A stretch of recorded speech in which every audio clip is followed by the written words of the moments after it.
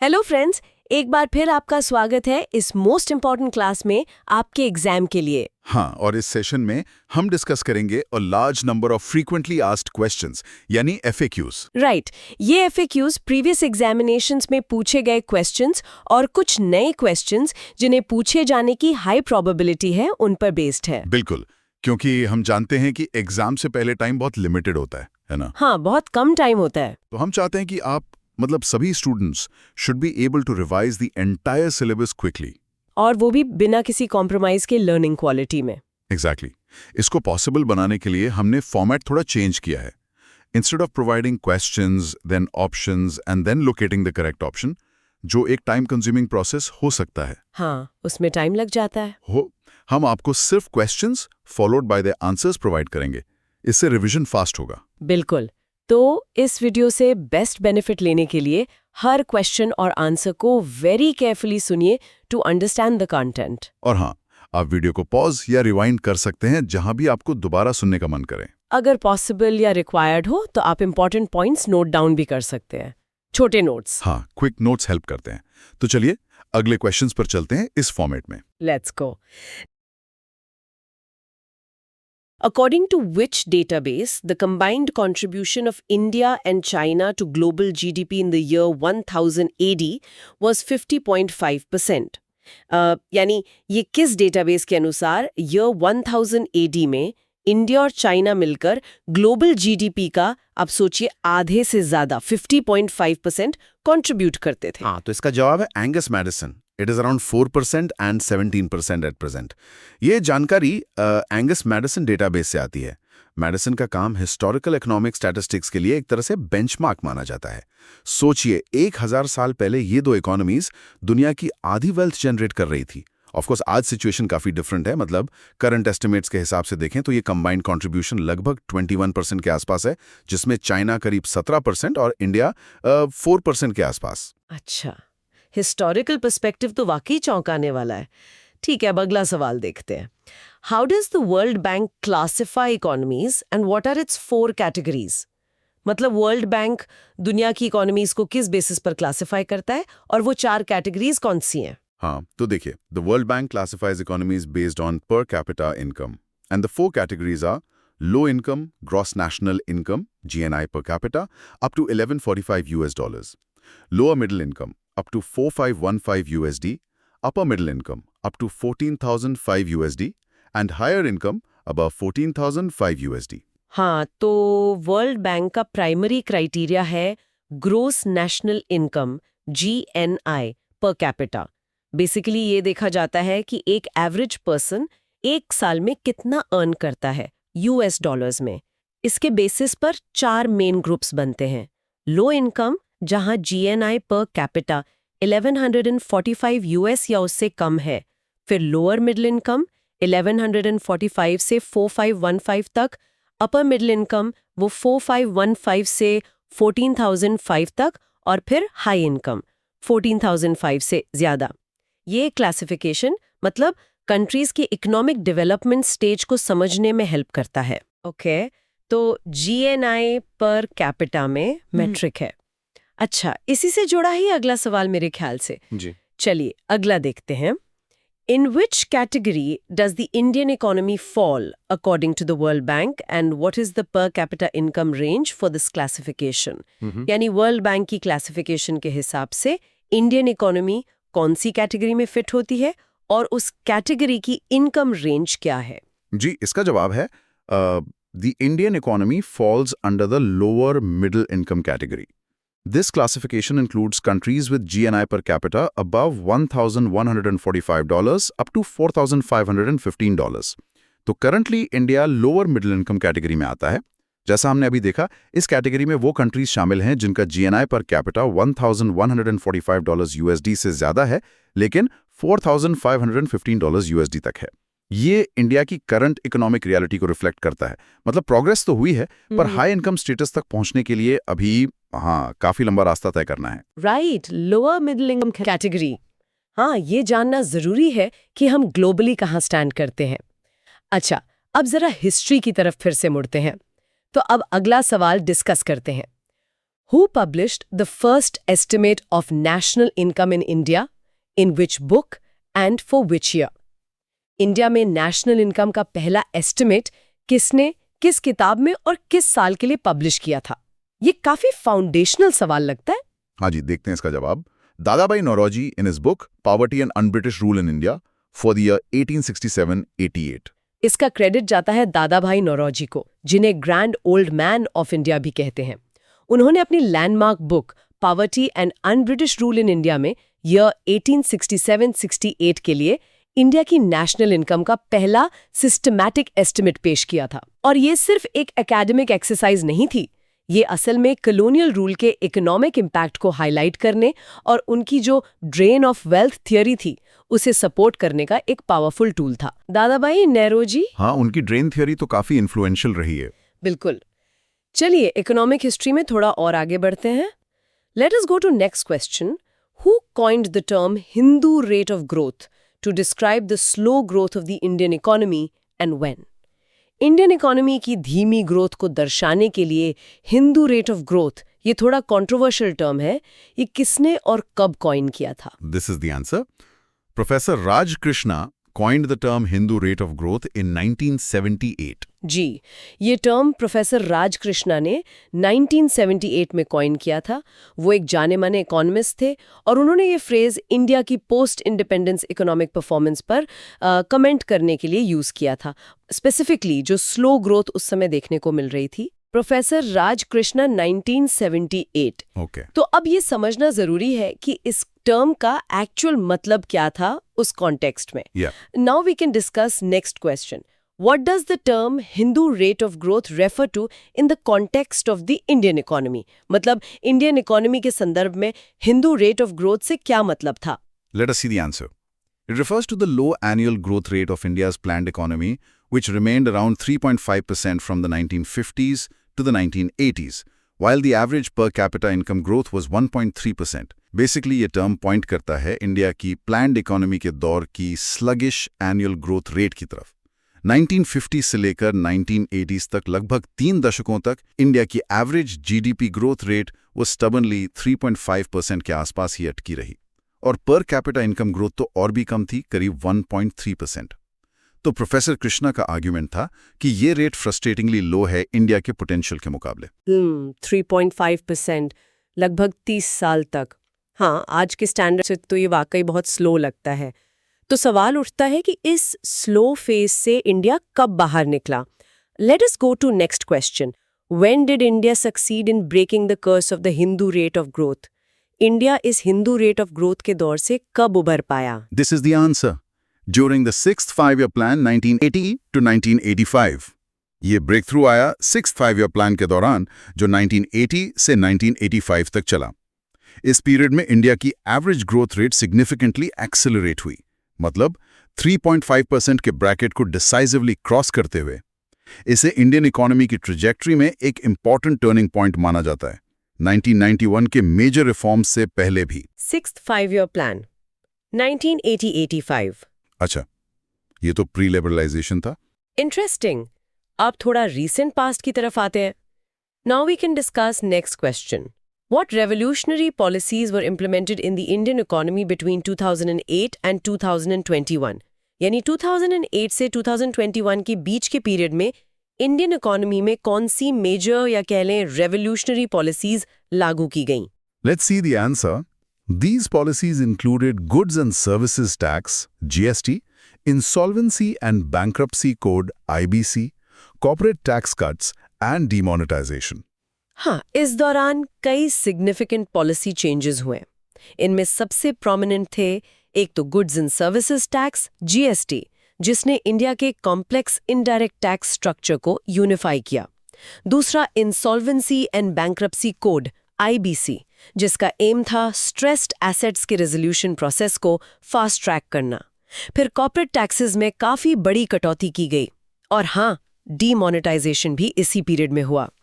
ये सभी पॉलिसीज काफी एम्बिशियस थीं और इकोनॉमी पर इनका कह सकते हैं बड़ा और डिबेटेड इम्पैक्ट रहा है। GST, IBC, tax cuts, demonetisation, हाँ बिल्कुल काफी बड़े चेंजेस थे ये। अब एक और इम्पॉर्टेंट इकोनॉमिक कॉन्सेप्ट पर आते हैं। Let us go to next question. What is structural transformation in the context of the Indian economy and how does it affect the contribution of different sectors to GDP? Indian economy के context में structural transformation का क्या मतलब है और ये GDP में different sectors जैसे agriculture, industry, services के contribution को कैसे affect करता है? This is the answer. Structural transformation refers to fundamental changes over time in key components of the Indian economy. It involves a decline in the contribution of the primary sector to GDP, while the secondary and tertiary sectors show increased contribution. Structural transformation basically describe करता है long-term shift को, मतलब economy के different sectors की relative importance में जो बदलाव आता है जैसे जैसे इकोनॉमी डेवलप होती है. टिपिकली इसमें प्राइमरी सेक्टर यानी एग्रीकल्चर और रिलेटेड एक्टिविटीज का शेयर जीडीपी में ग्रेजुअली कम होता जाता है. साइमल्टेनियसली सेकेंडरी सेक्टर जो मैन्युफैक्चरिंग इंडस्ट्री है और टर्शरी सेक्टर सर्विसेज का शेयर जीडीपी में बढ़ता है. ये पैटर्न ज्यादातर डेवलपिंग इकोनॉमीज में देखा जाता है एंड इसे इकोनॉमिक मॉडर्नाइजेशन और डेवलपमेंट का एक साइन माना जाता है. तो एग्रीकल्चर का शेयर कम होना और इंडस्ट्री सर्विसेज का बढ़ना, हाँ, ये स्ट्रक्चरल ट्रांसफॉर्मेशन का की इंडिकेटर है. समझ गई. अच्छा, अब इंडिया की करंट ग्लोबल स्टैंडिंग पर एक नज़र डालते हैं. Now we can discuss next question. According to the IMF World Economic Outlook of April 2025, what is India's global ranking in GDP based on purchasing power parity या PPP? IMF के अप्रैल 2025 world economic outlook के अनुसार purchasing power parity या PPP के terms में India की global GDP ranking क्या है? Let's see the answer. In terms of GDP based on PPP, India ranked third globally after the United States and China. जी, PPP basis पर देखें तो इंडिया दुनिया की तीसरी सबसे बड़ी इकोनॉमी है as per the IMF's April 2025 projection. इस रैंकिंग में सिर्फ यूनाइटेड स्टेट्स और चाइना ही इंडिया से आगे हैं. PPP मेथड जो है वो डिफरेंट कंट्रीज में कॉस्ट ऑफ लिविंग के डिफरेंसेस को एडजस्ट करता है, जिससे इकोनॉमीज के एक्चुअल साइज का आप कह सकते हैं बेटर कंपैरिजन हो पाता है मार्केट एक्सचेंज रेट्स के मुकाबले. Third largest in PPP terms. हाँ, ये तो काफी सिग्निफिकेंट है. हमने पहले हिंदू रेट ऑफ ग्रोथ की बात की थी और फिर सिक्स्थ प्लान में एक्सेलरेशन की, लेकिन जो मेजर शिफ्ट आया वो 1991 के बाद था. Let us go to next question. What policies, called LPG in short, were adopted after the 1991 economic crisis that led to positive economic outcomes and high growth rates in India? 1991 के economic crisis के बाद वो कौन सी key policies थीं जिन्हें short में LPG कहते हैं, जिन्होंने इंडिया में positive economic results और high growth rates लाने में मदद की? This is the answer. After the 1991 economic crisis, the implementation of reforms and adoption of LPG, liberalization, privatization, globalization policies led to positive economic outcomes and high GDP growth rates. हाँ, 1991 का crisis एक watershed moment था, बिल्कुल. उसके response में India ने comprehensive economic reforms launch किए, जिन्हें कॉमनली LPG पॉलिसीज के नाम से जाना जाता है. L stands for liberalization, यानी इकोनॉमिक एक्टिविटी पर गवर्नमेंट कंट्रोल्स कम करना, लाइसेंसेस हटाना वगैरह. P for privatization, यानी स्टेट ओन्ड एंटरप्राइजेज में गवर्नमेंट ओनरशिप कम करना या खत्म करना.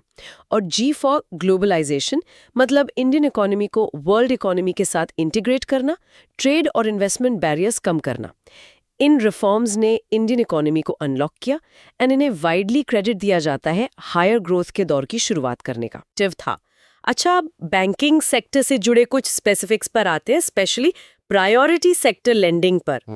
Now we can discuss next question.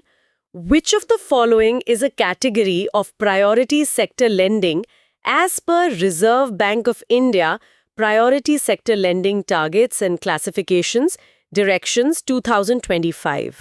Options हैं 1. Agriculture, 2. Micro, small and medium enterprises, 3. Export and import credit, 4. Education, 5. Housing and real estate, 6. Social infrastructure, 7. Renewable energy, 8. Others. RBI के 2025 के Priority Sector Lending PSL Directions के अनुसार इनमें से कौन-कौन सी categories PSL में आती हैं? Let us see the answer. 1, 2, 4, 6, 7, 8. 3 is export credit only and not import. And 5 is only housing and not real estate. हाँ, तो आरबीआई के डायरेक्शंस के मुताबिक जो कैटेगरीज प्रायोरिटी सेक्टर लेंडिंग में इंक्लूड होती हैं वो हैं नंबर 1 agriculture, 2 micro small and medium enterprises यानी MSMEs, 4 education, 6 social infrastructure, 7 renewable energy और 8 अदर्स। इसमें कुछ स्पेसिफिक सब कैटेगरीज आती हैं। यहाँ 2 इंपॉर्टेंट क्लैरिफिकेशंस हैं ध्यान देने वाली। ऑप्शन 3 में सिर्फ एक्सपोर्ट क्रेडिट आता है, इंपोर्ट क्रेडिट पीएसएल का पार्ट नहीं है। और ऑप्शन 5 में सिर्फ हाउसिंग लोन्स आते हैं, वो भी सर्टेन लिमिट्स के साथ। General real estate lending PSL में नहीं आता। तो करेक्ट ऑप्शंस हुए 1, 2, 4, 6, 7 एंड 8। अच्छा, एक्सपोर्ट क्रेडिट और हाउसिंग पे क्लैरिफिकेशन के लिए शुक्रिया।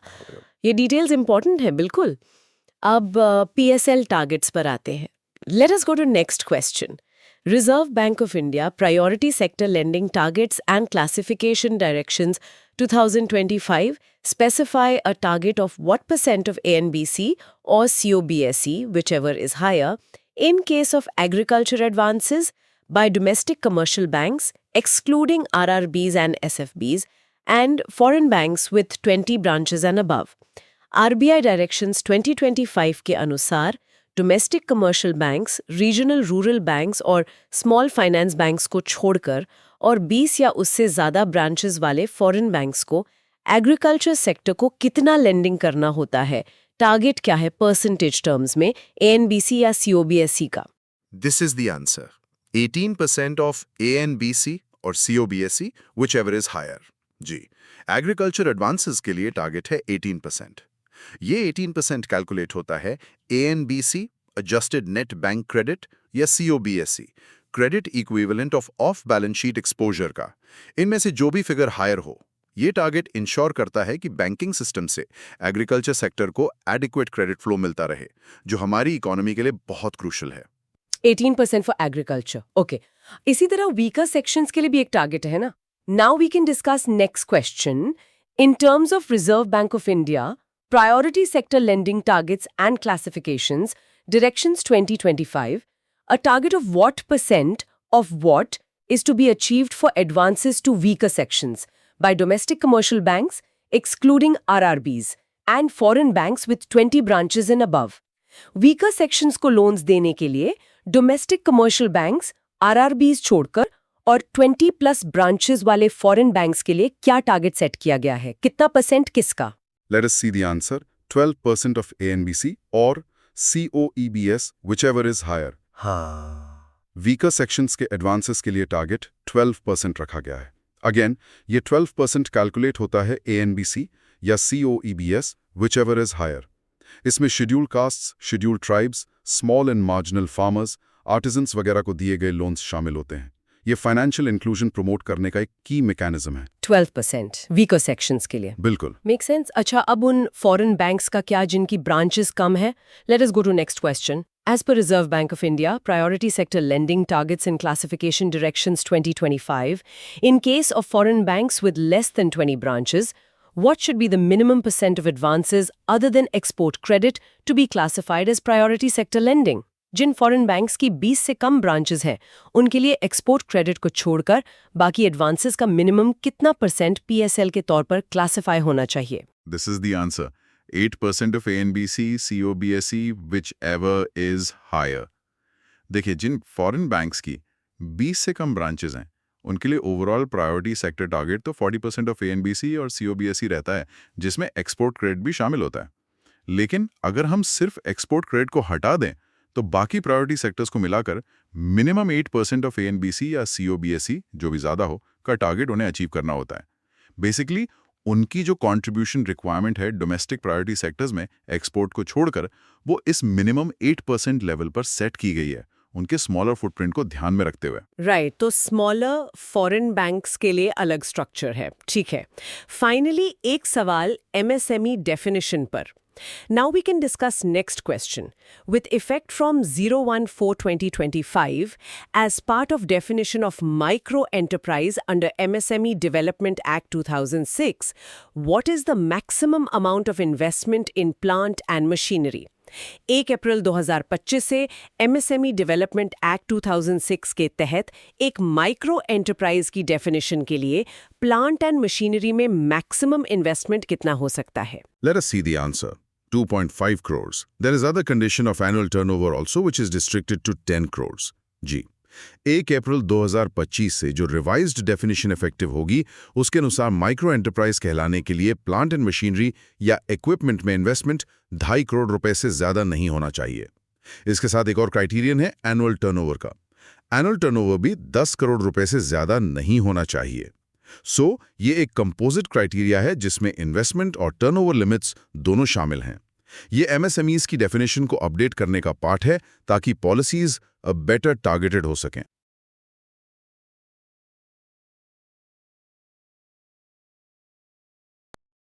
फ्रेंड्स, एक छोटी सी बात शेयर करना चाहेंगे।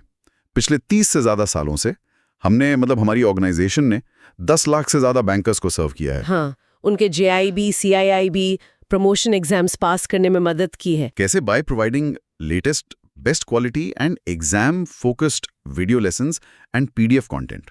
ये कंटेंट 3 चीजों के लिए है। 1 कॉन्सेप्ट अंडरस्टैंडिंग के लिए, जो बहुत जरूरी है। हाँ। 2 practising the questions, practice makes perfect, हाँ? बिल्कुल। और 3 practising the case studies. Case studies भी इंपॉर्टेंट पार्ट है एग्जाम्स का। और ये सभी वीडियो लेसन्स, प्रैक्टिस क्वेश्चंस और केस स्टडीज बहुत ही लो प्राइस पर अवेलेबल है। और क्वालिटी में कोई कॉम्प्रोमाइज नहीं है। बिल्कुल नहीं। अगर आप भी इस कंटेंट का बेनिफिट लेना चाहते हैं तो प्लीज लॉग इन करें हमारी वेबसाइट nstourschoolofbanking.com के कोर्सेज पेज पर। वेबसाइट का नाम याद रखें, nstourschoolofbanking.com। Okay. With effect from 1/4/2025, as part of definition of small enterprise under MSME Development Act 2006, what is the maximum annual turnover? अर्थात 1/4/2025 से effectively MSME Development Act 2006 के under small enterprise की definition के part के तौर पर maximum annual turnover कितना है? ये नई लिमिट क्या है? This is the answer, 100 crore rupees, अर्थात 100 करोड़ रुपए। हाँ, तो ये रिवाइज्ड लिमिट जो है ये गवर्नमेंट को हेल्प करती है, मतलब बेटर टारगेट करने में स्मॉल एंटरप्राइजेस को स्पेसिफिक सपोर्ट स्कीम्स के लिए। जी, ताकि सही बिजनेसेस को फायदा मिले। बिल्कुल। Let us go to next question. Which website was launched by SIDB to improve accessibility of credit and hand holding services to MSMEs? अर्थात SIDB द्वारा कौन सी वेबसाइट लॉन्च की गई थी MSMEs के लिए क्रेडिट और हैंड होल्डिंग सर्विसेज की एक्सेसिबिलिटी इंप्रूव करने के लिए? Late us see the answer. उद्यमी मित्र पोर्टल, अर्थात उद्यमी मित्र पोर्टल। ये पोर्टल आप कह सकते हैं एक वन स्टॉप प्लेटफॉर्म की तरह एक्ट करता है, जिससे MSMEs के लिए फाइनेंस और एडवाइजरी सर्विसेज एक्सेस करना सिग्निफिकेंटली सिंपलर हो जाता है। अच्छा, मतलब सब कुछ एक ही जगह पर। हाँ, काफी हद तक। Now we can discuss next question. Which scheme of the government was promoted to create new jobs and reduce unemployment, promotes entrepreneurship culture, facilitates innovative business solutions, etc. अर्थात गवर्नमेंट की कौन सी स्कीम प्रमोट की गई थी new jobs create करने, unemployment reduce करने, entrepreneurship culture को promote करने और इनोवेटिव बिजनेस सॉल्यूशंस को फैसिलिटेट करने के लिए? This is the answer, a scheme for promotion of innovation, rural industries and entrepreneurship, अर्थात एस्पायर स्कीम। जी, ये स्कीम पर्टिकुलरली इंपॉर्टेंट है रूरल इकोनॉमी को डाइवर्सिफाई करने और ट्रेडिशनल इंडस्ट्रीज से हटकर नई अपॉर्चुनिटीज क्रिएट करने के लिए। हाँ, इनोवेशन और रूरल फोकस ये की है। सही। Let us go to next question. What is the significant impact of infrastructure on the circulation of commodities and raw materials within an economy? अर्थात इंफ्रास्ट्रक्चर का इकोनॉमी के अंदर कमोडिटीज और रॉ मटेरियल्स के सर्कुलेशन पर क्या सिग्निफिकेंट इम्पैक्ट होता है? Let us see the answer. Infrastructure facilitates the circulation of commodities and raw materials, eliminating inefficiencies and resulting in the effective use of scarce resources. अर्थात infrastructure circulation को facilitate करता है, inefficiencies को eliminate करता है और स्केर्स रिसोर्सेज का effective use result करता है, देखिए, इम्प्रूव्ड कनेक्टिविटी सीधे तौर पर लॉजिस्टिक्स कॉस्ट्स को रिड्यूस करती है और ओवरऑल इकोनॉमिक प्रोडक्टिविटी को बूस्ट करती है। बिल्कुल, स्मूथ फ्लो बहुत जरूरी है। Now we can discuss next question. Define soft infrastructure and identify some key institutions that fall under this category, highlighting their importance in keeping an economy operational. अर्थात soft infrastructure को define कीजिए और कुछ की institutions identify कीजिए जो इस category में फॉल करते हैं, उनकी इंपॉर्टेंस हाईलाइट करते हुए इकोनॉमी को ऑपरेशनल रखने में। This is the answer. Soft infrastructure refers to institutions that are essential to keep the economy running, such as financial, educational, healthcare, and law enforcement organizations. अर्थात soft infrastructure उन institutions को refer करता है जो economy को running रखने के लिए एसेंशियल हैं, जैसे कि फाइनेंशियल, एजुकेशनल, हेल्थ केयर और लॉ एनफोर्समेंट ऑर्गेनाइजेशंस। ये इंस्टीट्यूशंस असल में वो ह्यूमन कैपिटल और सोसाइटल फ्रेमवर्क प्रोवाइड करते हैं जिसके ऊपर फिजिकल इंफ्रास्ट्रक्चर इफेक्टिवली फंक्शन कर सकता है। अच्छा, तो ये फिजिकल इंफ्रा का सपोर्ट सिस्टम हुआ एक तरह से? हाँ, बिल्कुल कह सकते हैं। Let us go to next question. What are the primary responsibilities of the central and state pollution control boards, and these are established under which act? अर्थात सेंट्रल और स्टेट पोल्यूशन कंट्रोल बोर्ड्स की primary responsibilities क्या हैं और ये किस act के under establish किए गए हैं? Let us see the answer. These boards are responsible for the prevention and control of water pollution, and these were established under Water Prevention and Control of Pollution Act 1974. अर्थात ये boards water pollution के prevention और control के लिए responsible हैं और इन्हें water prevention and control of pollution act 1974 के अंडर एस्टैब्लिश किया गया था। इनका रोल बहुत क्रूशल है सस्टेनेबल डेवलपमेंट इंश्योर करने के लिए, वाइटल वाटर रिसोर्सेज को डिग्रेडेशन से प्रोटेक्ट करके। जी, 1974 का एक्ट ये इंपॉर्टेंट है।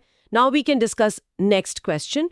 What is PM Gati Shakti, when was it launched and what is its core concept for improving infrastructure connectivity projects by integrating various ministries? अर्थात पीएम गति शक्ति क्या है, इसे कब लॉन्च किया गया था और इसका कोर कॉन्सेप्ट क्या है इंफ्रास्ट्रक्चर कनेक्टिविटी प्रोजेक्ट्स को इंप्रूव करने के लिए वेरियस मिनिस्ट्रीज को इंटीग्रेट करके? This is the answer.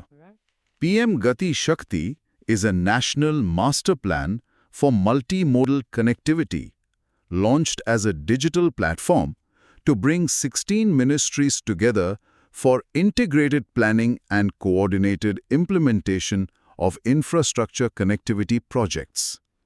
अर्थात PM Gati Shakti multimodal connectivity के लिए एक नेशनल मास्टर प्लान है जिसे एक डिजिटल प्लेटफॉर्म के रूप में लॉन्च किया गया है ताकि 16 मिनिस्ट्रीज को इंटीग्रेटेड प्लानिंग और इंफ्रास्ट्रक्चर कनेक्टिविटी प्रोजेक्ट्स के कोऑर्डिनेटेड इंप्लीमेंटेशन के लिए एक साथ लाया जा सके।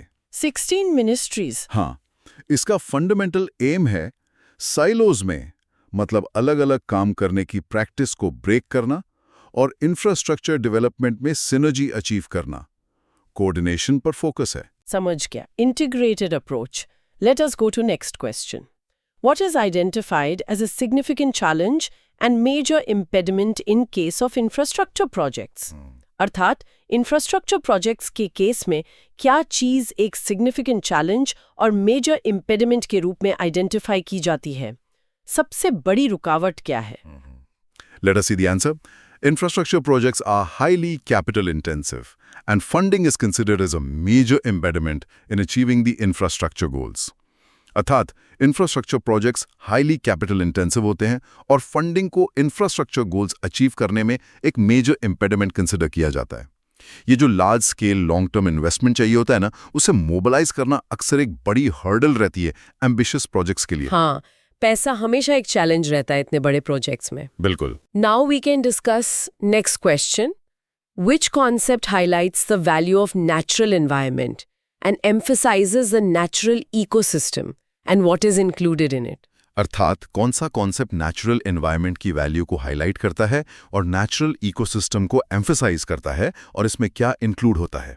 This is the answer. It is green infrastructure which includes green belts, wildlife sanctuaries and tiger reserves. अर्थात ये ग्रीन इंफ्रास्ट्रक्चर है जिसमें ग्रीन बेल्ट्स, वाइल्डलाइफ सैंक्चुरीज और टाइगर रिजर्व्स इंक्लूड होते हैं। ये अप्रोच रिकग्नाइज करती है कि भाई नेचुरल सिस्टम्स भी वैल्यूएबल इंफ्रास्ट्रक्चर एसेट्स हैं जो एसेंशियल इकोलॉजिकल सर्विसेज प्रोवाइड करते हैं। अच्छा, तो ये सिर्फ कंक्रीट और स्टील नहीं बल्कि नेचर भी इंफ्रा का हिस्सा है। हाँ बिल्कुल, green infra. Let us go to next question. Which amendment to the Indian Constitution and in what year introduced Article 21A to establish free and compulsory education as a fundamental right for children aged 6 to 14 years? अर्थात Indian constitution में कौन सा amendment और किस year में article 21A introduce किया गया जिससे 6 to 14 इयर्स के एज के चिल्ड्रन के लिए फ्री और कंपल्सरी एजुकेशन को एक फंडामेंटल राइट एस्टैब्लिश किया गया। Let us see the answer. The Constitution 86th Amendment Act of 2002 incorporated Article 21A into the Indian Constitution to provide free and compulsory education to all children aged 6 to 14 years as a fundamental right. अर्थात Constitution 86th Amendment Act 2002 ने Article 21A को Indian constitution में incorporate किया ताकि सभी 6 to 14 years के as के children को फ्री और कंपल्सरी एजुकेशन एक फंडामेंटल राइट के रूप में प्रोवाइड किया जा सके। 2002 का 86th अमेंडमेंट। जी हाँ, ये अमेंडमेंट एक लैंडमार्क स्टेप था एजुकेशन को यूनिवर्सली एक्सेसिबल बनाने की दिशा में, right to education. Now we can discuss next question. What is the primary purpose of the PM Ayushman Bharat Health Infrastructure Mission, PMABHIM, and what levels of healthcare systems does it aim to enhance, including addressing new and emerging diseases? अर्थात PM Ayushman Bharat health infrastructure mission PMABHIM का primary purpose क्या है और यह health care systems के किन levels को enhance करने का एम रखता है जिसमें न्यू और इमर्जिंग डिजीजेस को एड्रेस करना भी शामिल है। This is the answer. The PM Ayushman Bharat Health Infrastructure Mission, PMABHIM, has been designed to improve primary, secondary, and tertiary care health systems and to establish new institutions to address the diagnosis and treatment of new and emerging illnesses. अर्थात PMABHIM को primary, secondary और tertiary के health systems को improve करने के लिए design किया गया है और न्यू इंस्टीट्यूशंस एस्टैब्लिश करने के लिए ताकि न्यू और इमर्जिंग इलनेसेस की डायग्नोसिस और ट्रीटमेंट एड्रेस की जा सके। तो मतलब तीनों लेवल्स पर, प्राइमरी, सेकेंडरी, टर्शरी। हाँ, इस मिशन का फोकस है हेल्थ केयर इंफ्रास्ट्रक्चर में जो गैप्स हैं उनको फिल करना, पर्टिकुलरली पब्लिक हेल्थ सर्वेलेंस और क्रिटिकल केयर कैपेबिलिटीज में। फ्यूचर प्रूफिंग हेल्थ इंफ्रा कह सकते हैं। Let us go to next question. How does the World Trade Organization, WTO, define or describe the concept of globalization, specifically in terms of cross-border movements of economic factors? अर्थात World Trade Organization WTO globalisation के concept को कैसे define या describe करता है, specifically economic factors के cross border movements के terms में WTO का क्या कहना है? Let us see the answer.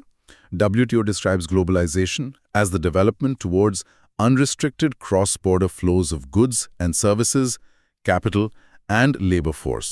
अर्थात WTO globalization को goods and services, capital और labor force के unrestricted cross-border flows की तरफ development के रूप में describe करता है। ये definition economic integration और barriers के reduction पर emphasize करती है इंटरनेशनल लेवल पर। अनरिस्ट्रिक्टेड फ्लो, ये की टर्म है जी। Now we can discuss next question. What are some of the key factors or reasons that contribute to the widespread acceptance and adoption of globalization among nations? अर्थात nations के बीच globalization के widespread acceptance और adoption में contribute करने वाले कुछ key factors या reasons क्या हैं? मतलब क्यों देश इसे अपनाते हैं? This is the answer. Globalization's wider acceptance is due to investment, the proliferation of technology, robust institutions, effective macroeconomic policies, an educated workforce, and the presence of a market economy. अर्थात globalisation का wider acceptance, investment, technology का proliferation, robust institutions, effective macro economic policies, एक educated workforce और market economy की presence के कारण है। ये सारे फैक्टर्स मिलकर एक एनेबलिंग एनवायरनमेंट क्रिएट करते हैं जहां कंट्रीज ग्लोबलाइजेशन से पोटेंशियल बेनिफिट्स डिराइव कर सकते हैं। तो ये सब चीजें हों तो ग्लोबलाइजेशन ज्यादा सक्सेसफुल होता है। बिल्कुल, ये सपोर्टिव एलिमेंट्स हैं। Let us go to next question. Beyond its foundational pillars, what are the key characteristics that fair globalization must embody to ensure equitable outcomes and broad benefits for all nations and individuals? अर्थात इसके foundational pillars के अलावा fair globalisation को कौन सी की characteristics embody करनी चाहिए ताकि सभी नेशंस और इंडिविजुअल्स के लिए इक्विटेबल आउटकम्स और ब्रॉड बेनिफिट्स इंश्योर किए जा सकें। मतलब सिर्फ ग्लोबलाइजेशन नहीं, फेयर ग्लोबलाइजेशन कैसा हो? Let us see the answer. It must be fair, inclusive, democratically governed, and provide opportunities and tangible benefits to all countries and people. अर्थात ये fair, inclusive, democratically governed होना चाहिए और सभी countries और लोगों को opportunities और tangible benefits provide करना चाहिए।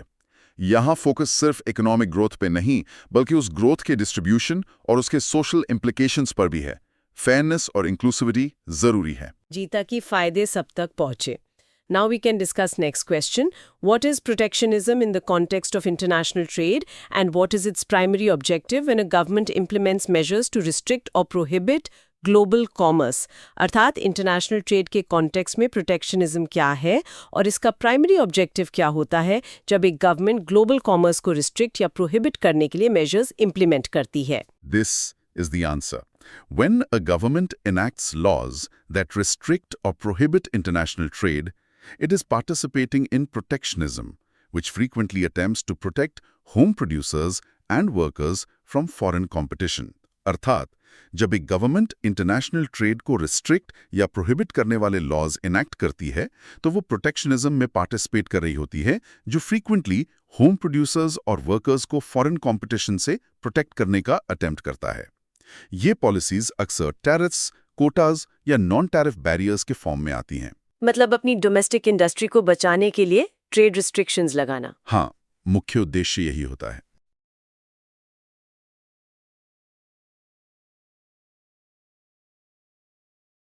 फ्रेंड्स, एक और क्विक अपडेट। हमने इस पेपर के ऑलमोस्ट सभी एस्पेक्ट्स कवर करने के लिए लगभग 1400 FAQs प्रिपेयर किए हैं। 1400 FAQs? वाओ! हाँ, और ये इतने कंसाइज हैं कि शॉर्ट पीरियड ऑफ 22 आवर्स में रिवाइज किए जा सकते हैं। 22 घंटे में पूरा रिवीजन? ये तो काफी एफिशिएंट है। बिल्कुल। और जो क्वेश्चंस हम इस वीडियो में डिस्कस कर रहे हैं वो भी नहीं 1400 FAQ से लिए गए हैं। अच्छा, तो ये एक तरह से सैंपल है उन FAQs का। बिल्कुल करेक्ट। अगर आपने अच्छी प्रिपरेशन की है तो ये FAQs आपको सिलेबस 22 घंटे में रिवाइज करने में हेल्प करेंगे, एक क्विक रैपअप जैसा। और अगर प्रिपरेशन उतनी अच्छी नहीं है, नॉट अप टू मार्क, तो भी इन FAQs के थ्रू रिवीजन आपका स्कोर इंप्रूव करेगा। कॉन्सेप्ट्स क्लियर होंगे, इंपॉर्टेंट पॉइंट्स कवर होंगे। और अगर किसी ने प्रिपरेशन लेट स्टार्ट की है, इवन देन तब भी इनके थ्रू मार्क्स में इंप्रूवमेंट लाने की पॉसिबिलिटीज हैं, कुछ ना से कुछ बेहतर। सही बात है। और ये FAQs बहुत ही नॉमिनल प्राइस पर अवेलेबल हैं। तो अगर आप इन FAQs का बेनिफिट लेना चाहते हैं, लॉग इन करें हमारी वेबसाइट nsthoreschoolofbanking.com के कोर्सेज पेज पर। हाँ, वेबसाइट वही है, nsthoreschoolofbanking.com। Okay. What does the term economic reform typically mean and what is its primary aim regarding the role of government and the removal of market distortions? तो ये जो term है economic reform, इसका typically मतलब क्या होता है और इसका प्राइमरी एम क्या है गवर्नमेंट के रोल और मार्केट डिस्टॉर्शंस को रिमूव करने के रिगार्ड में? This is the answer.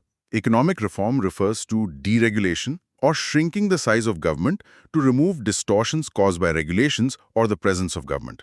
अच्छा, तो इकोनॉमिक रिफॉर्म का मतलब है डीरेगुलेशन यानी रेगुलेशंस कम करना, Okay, या फिर गवर्नमेंट का साइज श्रिंक करना, मतलब छोटा करना, ठीक है। ताकि जो डिस्टॉर्शंस है मार्केट में, हाँ, जो रेगुलेशंस या गवर्नमेंट की प्रेजेंस की वजह से आते हैं, उन्हें हटाया जा सके। राइट। एसेंशियली इसका फोकस गवर्नमेंट इंटरवेंशन कम करने पर होता है। हाँ। मार्केट फोर्सेस को ज्यादा स्कोप मिलता है। Right.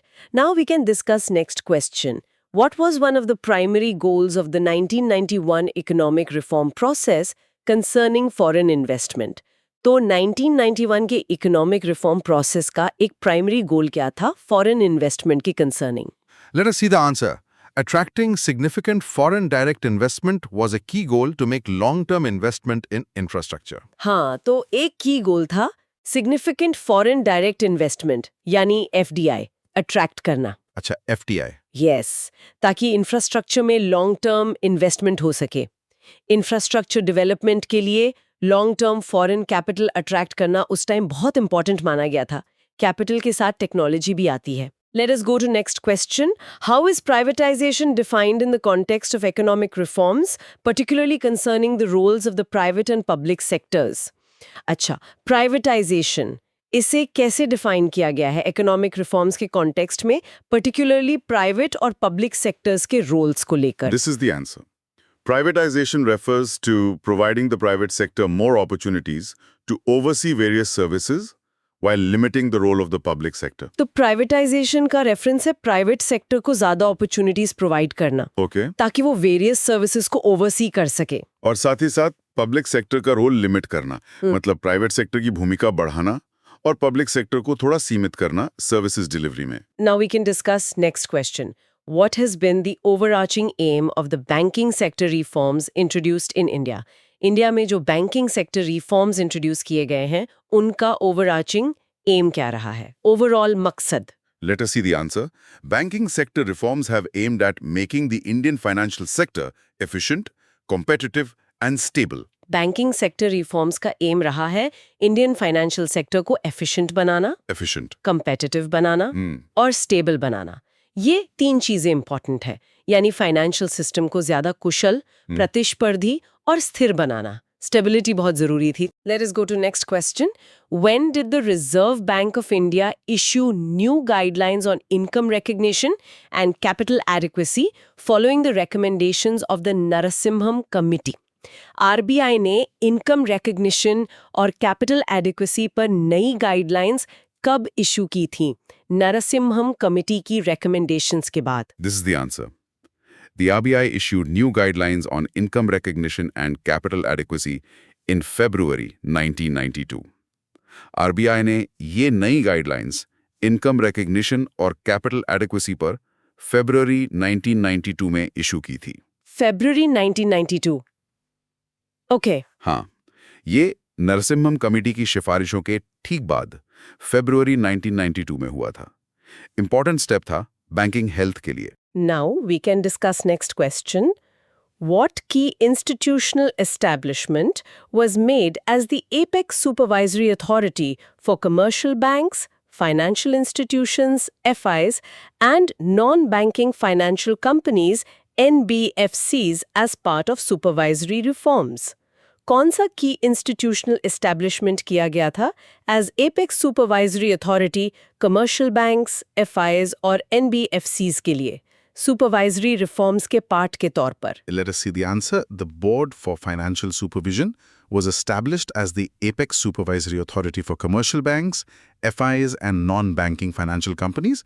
The Board for Financial Supervision established किया गया था। अच्छा, बोर्ड फॉर फाइनेंशियल सुपरविजन। हाँ, ये एपेक्स सुपरवाइजरी अथॉरिटी बनी कमर्शियल बैंक्स, फाइनेंशियल इंस्टीट्यूशंस यानी FIs और non banking financial companies NBFCs के लिए।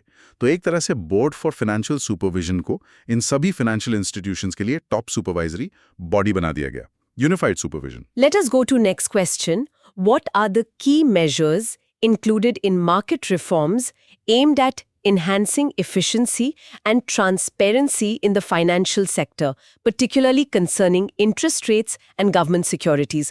Market reforms में कौन से key measures included थे जिनका aim था efficiency और transparency enhance करना financial sector में, particularly interest rates और government securities के concerning? This is the answer. Market reforms include the removal of administered interest rate measures, reduction of CRR and SLR rates, discontinuation of ad hoc treasury bills, market-determined pricing for government securities, and the establishment of a pure interbank call money market. Market reforms में काफी measures थे। पहला, removal of administered interest rate measures, मतलब interest rates को market पर छोड़ना। Right. Administered rates हटाए गए। हाँ, फिर CRR और SLR rates का reduction, इससे बैंक्स के पास lending के लिए ज़्यादा पैसा आया। Okay. Discontinuation of ad hoc treasury bills, जिससे गवर्नमेंट की ऑटोमेटिक बोरोइंग RBI से बंद हुई। Market determined pricing for government security शुरू हुई अच्छा, और एक पूरे interbank called money market establish किया गया। तो बेसिकली इन सब में इंटरेस्ट रेट्स को फ्री करना, सीआरआर एसएलआर घटाना, गवर्नमेंट सिक्योरिटीज की मार्केट प्राइसिंग, ये सब इंपॉर्टेंट कदम थे। now we can discuss next question. What were the primary focuses of stock market reforms since 1992? 1992 से stock market reforms के primary focuses क्या थे? Let us see the answer.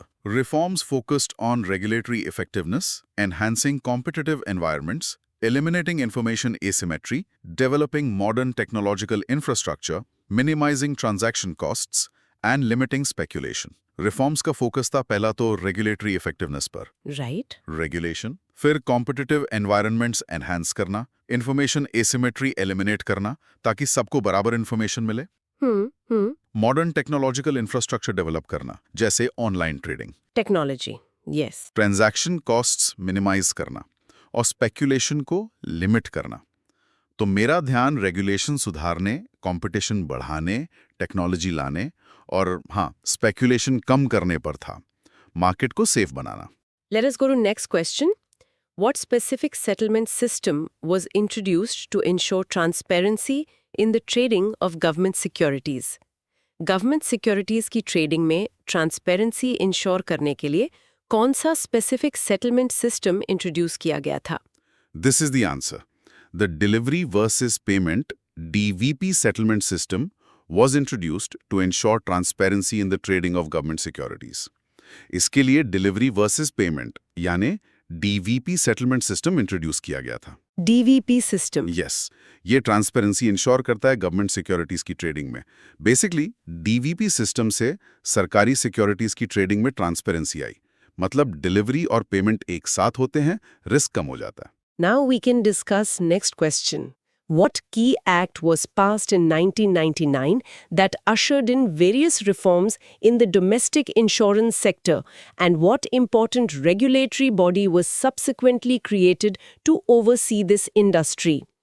1999 में कौन सा की एक्ट पास हुआ था जिसने डोमेस्टिक इंश्योरेंस सेक्टर में रिफॉर्म्स लाए, और उसके बाद कौन सी इंपॉर्टेंट रेगुलेटरी बॉडी क्रिएट की गई इस इंडस्ट्री को ओवरसी करने के लिए? Let us see the answer. The Insurance Regulation and Development Act was passed in 1999. The Insurance Regulatory and Development Agency, IRDA, was created to govern and oversee the insurance industry. वो था the insurance regulation and development act जो 1999 में पास हुआ, हाँ, और इसके बाद insurance regulatory and development agency यानी IRDA क्रिएट की गई इंश्योरेंस इंडस्ट्री को गवर्न और ओवरसी करने के लिए। तो 1999 में ये insurance regulation and development act आया और IRDA रेगुलेटरी बॉडी बनी, जिसे अब IRDAI कहते हैं। Let us go to next question. The policy that governs an economy's export-import activity is known as. What specific aspects of an economy does it primarily regulate? वो policy जो एक economy की export-import activity को govern करती है, उसे क्या कहते हैं, और वो इकोनॉमी के कौन से स्पेसिफिक एस्पेक्ट्स को प्राइमरीली रेगुलेट करती है? This is the answer. Foreign trade policy. It regulates India's international trade. इसे कहते हैं foreign trade policy, Foreign trade policy, okay. और ये रेगुलेट करती है इंडिया के इंटरनेशनल ट्रेड को, मतलब एक्सपोर्ट्स और इंपोर्ट्स। हाँ, ये पॉलिसी देश के इंटरनेशनल ट्रेड यानी एक्सपोर्ट्स और इंपोर्ट्स को मैनेज करती है। ड्यूटीज, इंसेंटिव्स, ये सब इसका पार्ट है। Now we can discuss next question. What is the automatic route for foreign direct investment, FDI? FDI के लिए ये ऑटोमेटिक रूट क्या है? Let us see the answer. FDI is permitted through the automatic route without prior approval from the government or the RBI in all activities and sectors specified in the Government of India's Consolidated FDI Policy. RBI specifies the conditions under which FDI is permitted via this channel without requiring prior governmental approval. Automatic route वो है जिसमें FDI permitted है बिना government या RBI की prior approval के।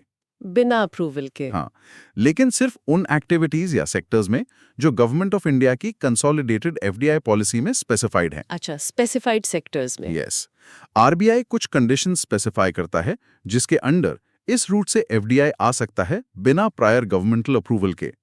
मतलब specified sectors में बिना गवर्नमेंट या आरबीआई की प्रायर अप्रूवल के एफडीआई आ सकता है, प्रोसेस को स्मूथ करने के लिए। Let us go to next question. For government route foreign investment proposals, what specific financial threshold triggers the requirement for clearance from the Cabinet Committee on Economic Affairs before the investment can proceed? Government route foreign investment proposals के लिए वो कौन सा specific financial threshold है जो Cabinet Committee on Economic Affairs से clearance की requirement trigger करता है investment proceed होने से पहले? This is the answer. Proposals involving a total foreign equity infusion of more than 5,000 crore rupees require clearance from the Cabinet Committee on Economic Affairs. वो proposals जिनमें total foreign equity infusion 5,000 crore rupees से ज्यादा हो. 5,000 crore. Okay. उनको cabinet committee on economic affairs यानी CCEA से clearance चाहिए होती है। तो अगर इन्वेस्टमेंट अमाउंट बड़ा है 5,000 करोड़ से ज्यादा, तब CCEA की क्लियरेंस जरूरी है गवर्नमेंट रूट में। Now we can discuss next question. What is brownfield FDI? How does a multinational corporation carry out this form of investment? ये brownfield FDI क्या है? और एक multinational corporation इस form of investment को कैसे carry out करती है? Let us see the answer. Brownfield FDI is an investment in which a multinational corporation buys stock in an already established firm in the host country. Example is Daiichi Sankyo of Japan acquiring Ranbaxy, India. Brownfield FDI एक ऐसा investment है जिसमें एक multinational corporation यानी MNC हाँ जी, किसी already established firm में host country में stock खरीदती है। मतलब existing company में invest करती है। existing company में Yes, जैसे एग्जाम्पल दिया है, जापान की डाइची सैंक्यो ने रैनबैक्सी इंडिया को एक्वायर किया था। तो इसमें MNC किसी पहले से मौजूद लोकल कंपनी में हिस्सा खरीदती है, नई कंपनी नहीं बनाती, जैसे डाइची सैंक्यो ने रैनबैक्सी को खरीदा था। Let us go to next question. Who are foreign institutional investors, FIIs? And where are they typically based in relation to their investment activities when they offer proposals in India? Foreign institutional investors FIIs कौन होते हैं और वो typically कहाँ based होते हैं अपनी investment activities के रिलेशन में जब वो इंडिया में प्रपोजल्स ऑफर करते हैं?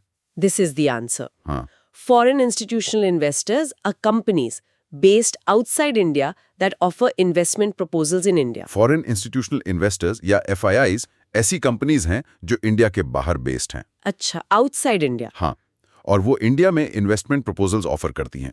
ये भारत के बाहर बेस्ड कंपनीज होती हैं जो इंडिया में निवेश करती हैं, खास तौर पर स्टॉक मार्केट में पोर्टफोलियो इन्वेस्टमेंट के थ्रू।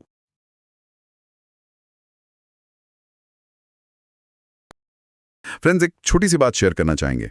पिछले 30 से ज्यादा सालों से हमने हमारी ऑर्गेनाइजेशन ने 10 लाख से ज्यादा बैंकर्स को सर्व किया है। हाँ, उनके JIB, CIIB प्रमोशन एग्जाम्स पास करने में मदद की है। कैसे? By providing latest best quality and exam focused video lessons and PDF content. ये कंटेंट 3 चीजों के लिए है। 1 कॉन्सेप्ट अंडरस्टैंडिंग के लिए। जो बहुत जरूरी है। हाँ। 2 practising the questions. Practice makes perfect, हाँ? बिल्कुल। और 3 practising the case studies. Case studies भी इंपॉर्टेंट पार्ट है एग्जाम्स का। और ये सभी वीडियो लेसन्स, प्रैक्टिस क्वेश्चंस और केस स्टडीज बहुत ही लो प्राइस पर अवेलेबल है। और क्वालिटी में कोई कॉम्प्रोमाइज नहीं है। बिल्कुल नहीं। अगर आप भी इस कंटेंट का बेनिफिट लेना चाहते हैं तो प्लीज लॉग इन करें हमारी वेबसाइट nstourschoolofbanking.com के कोर्सेज पेज पर। वेबसाइट का नाम याद रखें, nstourschoolofbanking.com। ओके, तो अगला सवाल देखते हैं। How do foreign institutional investors FIIs and non resident Indians NRIs typically acquire shares or debentures in Indian companies? And what is the role of SEBI in their operations within the country's capital market performance? मतलब FIIs और NRIs आमतौर पर Indian companies में shares या debentures कैसे खरीदते हैं और इसमें सेबी का क्या रोल होता है? हाँ, तो इसका जवाब ये है, Under this arrangement, FIIs, NRIs can acquire shares, debentures in Indian companies through Indian stock exchanges, and FIIs are registered with SEBI, playing an essential part in a country's capital market performance. देखिए सीधा सा तरीका है, FIIs और NRIs जो हैं वो Indian stock exchange के जरिए ही इंडियन कंपनीज में शेयर्स या डिबेंचर्स ले सकते हैं। अच्छा, मतलब स्टॉक मार्केट से ही खरीदते हैं। हाँ, और खास तौर पे FIIs के लिए उन्हें सेबी मतलब securities and exchange board of India के साथ रजिस्टर्ड होना पड़ता है। तो सेबी का रोल यहाँ रेगुलेटर का हुआ। बिल्कुल, सेबी ये सुनिश्चित करता है कि ये निवेश नियमों के तहत हों। FIIs देश के कैपिटल मार्केट परफॉर्मेंस में अहम रोल निभाते हैं और सेबी का रेगुलेटरी ओवरसाइट मतलब उनकी निगरानी इन इन्वेस्टर्स के लिए काफी महत्वपूर्ण है। इससे बाजार में पारदर्शिता बनी रहती है। ठीक है, ये समझ आया। अब इस पे बात करते हैं। Compare foreign direct investment FDI and foreign institutional investment FII in terms of their stability and the risk of capital flight, especially under adverse economic or political conditions or due to collective investor behavior. यानी FDI और FII को उनकी stability और capital flight के risk के आधार पर अगर हम कंपेयर करें, खासकर जब आर्थिक या राजनीतिक हालात ठीक ना हो। देखिए इसका जवाब ये है, FDI is stable with hardly any threat of capital flight, while FII is generally volatile with the threat of capital flight always present during economic slowdowns, political instability or because of herd behavior of short-term capital. इसमें काफी बड़ा फर्क है। FDI जो है वो काफी stable माना जाता है। स्टेबल मतलब इसमें कैपिटल फ्लाइट यानी अचानक से पैसा देश से बाहर चले जाने का खतरा लगभग 9 के बराबर है। ये लॉन्ग टर्म निवेश होता है जैसे फैक्ट्री लगाना वगैरह। अच्छा। और FII दूसरी तरफ आमतौर पर वॉलेटाइल होता है, मतलब अस्थिर। अगर इकोनॉमी धीमी पड़ जाए या कोई पॉलिटिकल उथल-पुथल हो या फिर हर्ड बिहेवियर दिखे। हर्ड बिहेवियर मतलब सब एक साथ बेचने लगे। हाँ बिल्कुल, अगर ऐसा कुछ होता है तो FIIs बहुत तेजी से पैसा निकाल सकते हैं, तो कैपिटल फ्लाइट का खतरा FII के साथ हमेशा बना रहता है। इसीलिए FDI को लॉन्ग टर्म कमिटमेंट माना जाता है FII के मुकाबले। समझ गया। FDI मतलब लंबी रेस का घोड़ा और FII थोड़ा शॉर्ट टर्म जैसा। हाँ, मोटे तौर पे कह सकते हैं। चलिए अगला सवाल देखते हैं। Beyond merely increasing national income, what broader range of transformations does economic development encompass that collectively contribute to a society's material progress?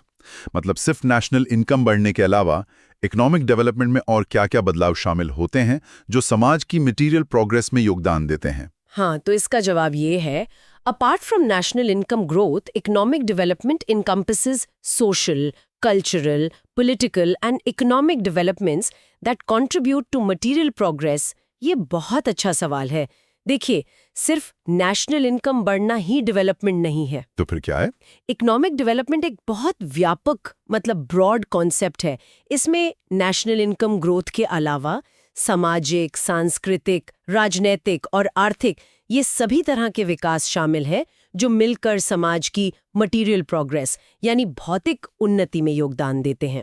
अच्छा, मतलब होलिस्टिक अप्रोच है ये। सिर्फ पैसा नहीं बल्कि समाज का ओवरऑल सुधार। बिल्कुल, डेवलपमेंट सिर्फ पैसों की ग्रोथ नहीं बल्कि समाज की पूरी बेहतरी है। ठीक है, अब इस पे बात करते हैं। Distinguish between economic growth and economic development. Economic growth और इकोनॉमिक डेवलपमेंट में क्या फर्क है? ये जुड़े हुए लगते हैं पर शायद है नहीं।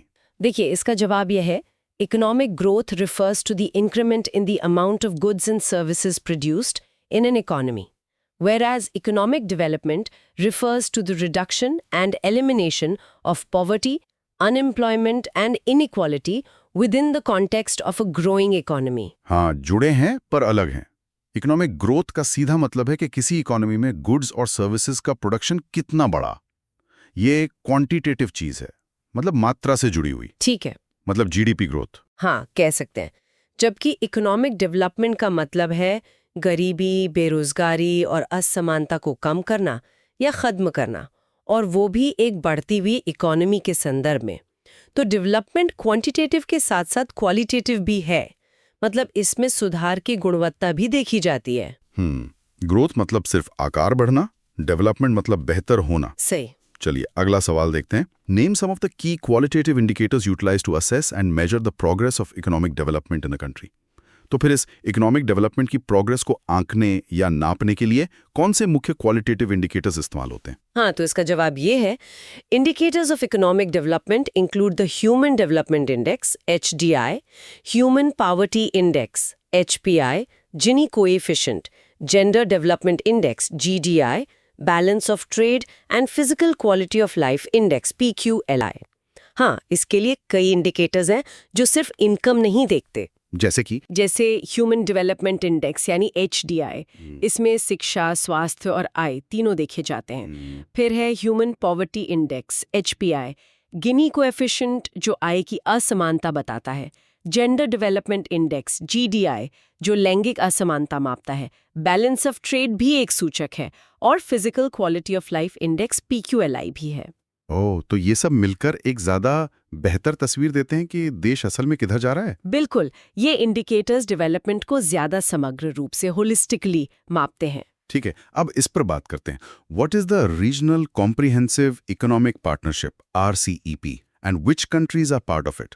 ये RCEP क्या है, रीजनल कॉम्प्रिहेंसिव इकोनॉमिक पार्टनरशिप, और इसमें कौन कौन से देश शामिल हैं?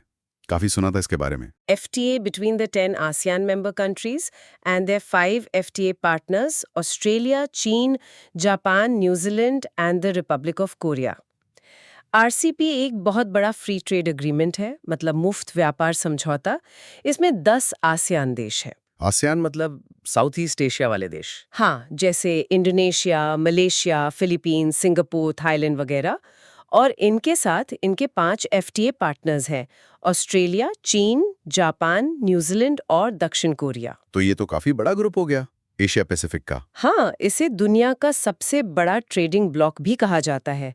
ये देश आपस में व्यापार आसान बनाने के लिए सहमत हुए हैं, टैरिफ कम करना, नियम आसान करना वगैरह। ठीक है, चलिए अगला सवाल देखते हैं। How does the international monetary fund IMF achieve it's goal? Which economic policies does it promote that are essential for productivity, job creation and economic welfare?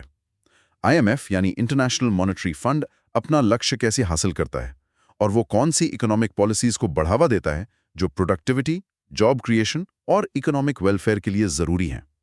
हाँ, तो इसका जवाब ये है, The IMF fulfills its role by promoting economic policies that encourage financial stability and monetary cooperation, which are essential for productivity, job creation and economic welfare. IMF का मुख्य काम है ग्लोबल मॉनेटरी कोऑपरेशन और फाइनेंशियल स्टेबिलिटी को बढ़ावा देना। और ये कैसे करता है वो? ये ऐसी इकोनॉमिक पॉलिसीज को प्रमोट करके करता है जिनसे फाइनेंशियल स्टेबिलिटी और मॉनेटरी कोऑपरेशन बढ़े। ये मानता है कि ऐसी पॉलिसीज ही प्रोडक्टिविटी, रोजगार और आर्थिक कल्याण के लिए जरूरी हैं। इसमें वो सदस्य देशों को सलाह देता है, उनकी इकोनॉमी पर नजर रखता है और जरूरत पड़ने पर आर्थिक मदद भी देता है। अच्छा, तो अब इस पर बात करते हैं। How does the IMF monitor its member countries? Which economic policies must member countries follow? IMF अपने सदस्य देशों की निगरानी कैसे करता है? क्या देशों को उसकी पॉलिसीज माननी पड़ती हैं? देखिए, इसका जवाब ये है, IMF members are required to adopt economic policies consistent with the IMF's objectives, and the IMF has the legal authority to monitor compliance and regularly review the economic conditions of nearly every country. हाँ, निगरानी करता है। IMF के सदस्य देशों से उम्मीद की जाती है कि वो ऐसी नीतियां अपनाएं जो IMF के उद्देश्यों के अनुरूप हों। और अगर नापना है तब? देखिए, IMF के पास कानूनी अधिकार है कि वो इस चीज की निगरानी करे, मतलब मॉनिटर करे कि देश नीतियां मान रहे हैं या नहीं, और वो नियमित रूप से लगभग हर सदस्य देश की आर्थिक स्थिति का रिव्यू भी करता है। इसे सर्विलेंस कहते हैं। मतलब एक तरह से ग्लोबल इकोनॉमी का रेगुलर हेल्थ चेकअप। हाँ, कुछ वैसा ही समझ लीजिए। इससे संभावित समस्याओं को पहले ही पहचानने में मदद मिलती है। ठीक है, चलिए अगला सवाल देखते हैं। What are special drawing rights SDRs and what is their main feature? ये स्पेशल ड्राइंग राइट्स SDRs क्या होते हैं, इनका मुख्य फीचर क्या है? हाँ, तो इसका जवाब ये है, to increase international liquidity, the IMF established an international reserve asset in 1969 called special drawing rights, SDRs, which are hard currency assets that can be converted into freely usable currencies. SDRs असल में IMF ने 1969 में बनाए थे। मकसद था international liquidity बढ़ाना, यानी देशों के पास विदेशी मुद्रा का भंडार बढ़ाना। तो ये क्या है? कोई नई करेंसी? नहीं, ये करेंसी नहीं है, ये एक इंटरनेशनल रिजर्व एसेट है। आप इसे हार्ड करेंसी एसेट कह सकते हैं, जिसे जरूरत पड़ने पर आसानी से इस्तेमाल होने वाली करेंसीज में बदला जा सकता है। जैसे डॉलर, यूरो वगैरह? हाँ बिल्कुल, ये देशों के ऑफिशियल रिजर्व को सप्लीमेंट करते हैं, मतलब एक तरह से उनके रिजर्व को सपोर्ट करते हैं। दिलचस्प। अब इस पर बात करते हैं। How many votes does India have in the IMF and what is it's voting share? IMF में इंडिया के पास कितने वोट हैं और हमारा वोटिंग शेयर कितना है? देखिए, इसका जवाब ये है। India has 132,603 votes with a 2.63% voting share. IMF में वोटिंग शेयर देश के कोटा पर निर्भर करता है। इंडिया के पास फिलहाल 132,603 वोट हैं, जो करीब 2.63% वोटिंग शेयर बनता है। 2.63%। ठीक है, चलिए अगला सवाल देखते हैं। Which two criteria must the currencies in the SDR basket meet? आपने बताया SDRs को करेंसीज में बदला जा सकता है।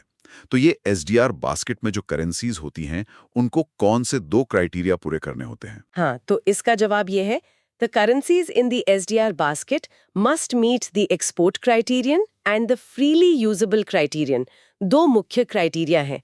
पहला है एक्सपोर्ट क्राइटेरियन, मतलब उस करेंसी को जारी करने वाला देश दुनिया के बड़े एक्सपोर्टर्स में से होना चाहिए। और दूसरा? दूसरा है फ्रीली यूजेबल क्राइटेरियन, मतलब वो करेंसी अंतरराष्ट्रीय लेन देन में खूब इस्तेमाल होती हो और बड़े फॉरेन एक्सचेंज मार्केट में आसानी से ट्रेड होती हो।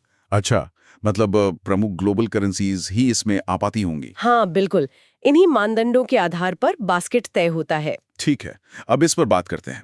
How is the value of the special drawing right SDR determined? इस SDR का मूल्य, इसकी वैल्यू कैसे तय होती है? देखिए, इसका जवाब ये है, the value of the SDR is fixed नहीं है। इसकी वैल्यू कुछ प्रमुख करेंसीज की एक बास्केट, जैसे डॉलर, यूरो, येन, पाउंड और अब युआन भी, के वेटेड एवरेज के आधार पर निकाली जाती है। तो जैसे जैसे इन करेंसीज का रेट बदलता है, SDR की वैल्यू भी बदलती है। ओके, चलिए अगला सवाल देखते हैं। Which areas are the activities of the World Bank focused on? Can you give some examples? अब IMF से हटकर वर्ल्ड बैंक की बात करते हैं। वर्ल्ड बैंक की गतिविधियां किन क्षेत्रों पर केंद्रित होती हैं? कुछ उदाहरण दे सकती हैं? हाँ, तो इसका जवाब ये है, the world banks activities focus on human development, education, health, agricultural and rural development, poverty reduction, environmental protection, infrastructure and governance. हाँ, वर्ल्ड बैंक का फोकस IMF से अलग है। ये ज्यादातर डेवलपिंग देशों में लॉन्ग टर्म इकोनॉमिक डेवलपमेंट और गरीबी कम करने पर फोकस करता है। किन एरियाज में काम करता है ये? कई एरियाज हैं, जैसे ह्यूमन डेवलपमेंट, मतलब शिक्षा, स्वास्थ्य, एग्रीकल्चर और रूरल डेवलपमेंट, मतलब खेती और ग्रामीण विकास, सीधे तौर पर गरीबी कम करना, पर्यावरण संरक्षण, जैसे साफ ऊर्जा के प्रोजेक्ट्स, इंफ्रास्ट्रक्चर बनाना, जैसे सड़कें, बंदरगाह, बिजली घर, और गवर्नेंस, यानी शासन व्यवस्था सुधारने में भी मदद करता है। तो इसका काम ज्यादा जमीनी स्तर का लगता है। हाँ, कह सकते हैं। इसका फोकस विकासशील देशों के व्यापक विकास पर होता है। ठीक है, अब इस पर बात करते हैं। Which 5 agencies are included in the World Bank Group? ये जो वर्ल्ड बैंक ग्रुप है, इसमें कौन-कौन सी 5 एजेंसियां शामिल हैं? देखिए, इसका जवाब ये है, the World bank group includes the international bank for reconstruction and development, IBRD, international development association, IDA, international finance corporation, IFC, multilateral investment guarantee agency, MIGA, and International Center for Settlement of Investment Disputes, ICSID। हाँ, world bank में 5 मुख्य संस्थाएं हैं। कौन-कौन सी? पहली है IBRD, यानी international bank for reconstruction and development. ये मिडिल इनकम देशों को लोन देता है। अच्छा। दूसरी है IDA, इंटरनेशनल डेवलपमेंट एसोसिएशन। ये सबसे गरीब देशों को बहुत कम ब्याज पर लोन या ग्रांट देता है। अच्छा।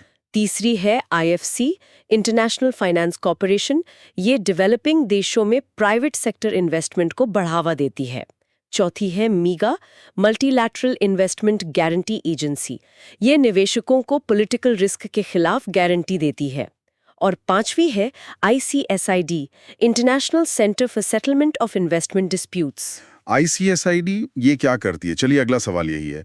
When was the International Center for Settlement of Investment Disputes ICSID established and what is its main objective? To which organization does it belong? ये ICSID कब बना, इसका मुख्य उद्देश्य क्या है और ये किस ऑर्गेनाइजेशन का हिस्सा है? हाँ, तो इसका जवाब ये है ICSID was established in 1966 to provide arbitration and resolution of legal disputes between international investors and states, and it is a part of the World Bank Group. ICSID 1966 में बना था, ये वर्ल्ड बैंक ग्रुप का ही हिस्सा है। और काम क्या है इसका? डिस्प्यूट सेटलमेंट मतलब? इसका मुख्य काम है इंटरनेशनल इन्वेस्टर्स और मेजबान देशों, मतलब जहां निवेश किया गया है, के बीच अगर कोई कानूनी विवाद हो जाए तो उसका आर्बिट्रेशन यानी मध्यस्थता और समाधान करना। अच्छा, तो अगर किसी कंपनी और किसी देश की सरकार में निवेश को लेकर कुछ झगड़ा हो तो वो यहाँ जा सकते हैं? हाँ, अगर दोनों पक्ष सहमत हो तो। ये एक निष्पक्ष मंच देता है विवाद सुलझाने के लिए। इससे इंटरनेशनल इन्वेस्टमेंट को बढ़ावा मिलता है, क्योंकि इन्वेस्टर्स को एक भरोसा रहता है कि विवाद सुलझाने का एक मैकेनिज्म मौजूद है।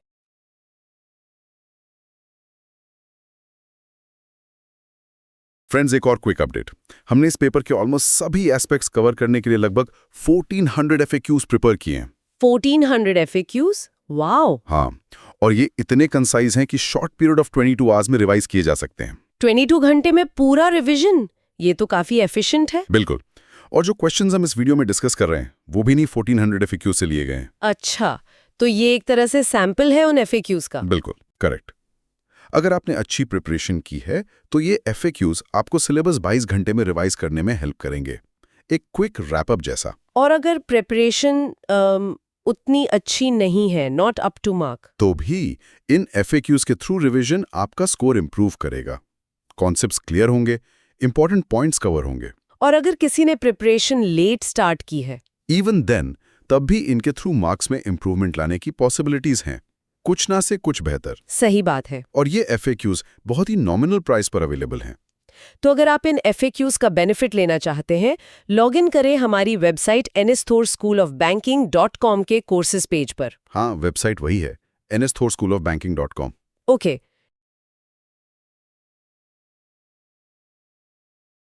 to next question. Question है, what is the main objective of the International Finance Corporation, IFC, and what does it promote in developing countries to reduce poverty and improve people's lives? ये सवाल पूछ रहा है कि international finance corporation मतलब IFC का मुख्य ऑब्जेक्टिव क्या है और ये डेवलपिंग कंट्रीज में पॉवर्टी कम करने और लोगों का जीवन सुधारने के लिए क्या प्रमोट करता है? This is the answer. Answer है, the IFC's objective is to promote private sector investment in developing countries as a means of reducing poverty and improving people's lives. तो basically IFC का उद्देश्य है डेवलपिंग कंट्रीज में private sector investment को promote करना। अच्छा, private sector investment. हाँ, ताकि पॉवर्टी कम हो और लोगों का जीवन बेहतर हो। एसेंशियली यह संस्था निजी क्षेत्र को विकास में भागीदार बनाने पर फोकस करती है। Now we can discuss next question. Question है, what is the International Bank for Reconstruction and Development, यानी IBRD, and how does it fulfill the mission of the World Bank Group? Which countries does it serve? ये सवाल है कि international bank for reconstruction and development यानी IBRD क्या है, ये world bank group का मिशन कैसे पूरा करता है और ये किन देशों को सर्विस प्रदान करता है? Let us see the answer. Answer है, the IBRD is an international development cooperative, functioning as the world's largest development bank by providing loans, guarantees, risk management solutions and advisory services to middle-income and credit-worthy low-income nations. Essentially, IBRD एक international development cooperative है। Cooperative. हाँ, और ये दुनिया का सबसे बड़ा development bank है जो मिडिल इनकम और क्रेडिट वर्दी लो इनकम देशों को loans, guarantees, risk management solutions और एडवाइजरी सर्विसेज देता है। ये वर्ल्ड बैंक ग्रुप की एक, आप कह सकते हैं, प्रमुख ऋण देने वाली शाखा है। Let us go to next question. Question है, of how many World Bank Group institutions is India a member And which institution is it not a member of? सवाल ये है कि वर्ल्ड बैंक ग्रुप की कितनी इंस्टीट्यूशंस का India member है और किस इंस्टीट्यूशन का मेंबर नहीं है। This is the answer. Answer है India is a member of 4 out of the 5 World Bank Group institutions except ICSID. यानी इंडिया जो है वर्ल्ड बैंक ग्रुप की 5 में से 4 इंस्टीट्यूशंस का मेंबर है। 4 का। हाँ, सिवाय ICSID के मतलब international centre for settlement of investment disputes. तो भारत अधिकांश विश्व बैंक समूहों का हिस्सा है, जो इसके ग्लोबल एंगेजमेंट को दिखाता है ना? हाँ। Let us see the answer. Answer है The World Trade Organization WTO was established on January 1, 1995.